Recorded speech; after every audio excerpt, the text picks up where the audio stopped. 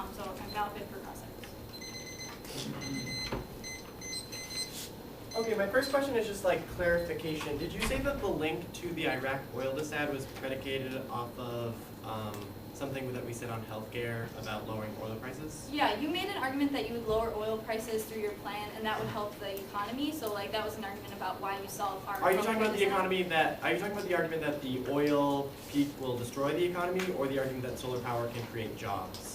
Because we never said that we would lower oil prices. We said that a dependence on fossil fuels results in price volatility, which could lead to a global economic collapse. I'm just getting confused.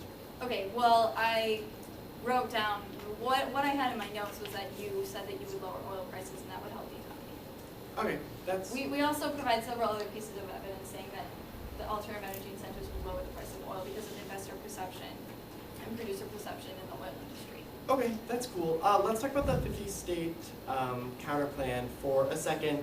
In response to it being abusive, you said that it is realistic and that we have the ability to choose between state and federal this is a action. really current debate that's happening now. I'm wondering when all 50 state governments have done a uniform policy together in unison, ever in history.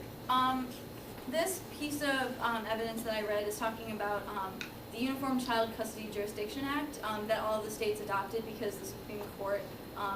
Does that say that all of the states adopted it, or that states act in unison together? Because I don't know if there's an example where all 50 states have drafted the same piece of legislation in their This evidence territories indicates at that the all same of the time. states adopted the Uniform Child Custody Jurisdiction Act. Okay, that's cool. What are the impacts to arguments such as solar would use a bunch of land? We have evidence in the 1AC that's like the American Southwest has enough solar energy to power the entirety of the United States. What's the impact to like more land being distributed for solar energy? It mitigates your solvency of the peak oil advantage because it indicates that there's less capacity than your authors indicate for hosting solar power. I'm wondering how it mitigates our solvency, because if we can prove a specific area of the United States can be utilized to access enough solar energy for the entirety of the United States, why would using that land be a bad thing in context of the plan?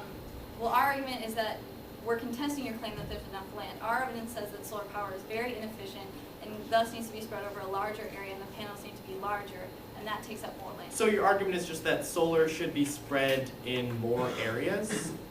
Because that seems to be what we're doing. Solar requires, in order for you to solve your advantage, solar requires more land than is available in the United States. Okay, that's cool. Let's talk about the counterplan again for a second. You said that the states can solve better because they have local knowledge of which solar energy is more effective. Does the federal government not have access to like climate records on local Sure, it's areas more about in the United relationship States? that states have with businesses in those states.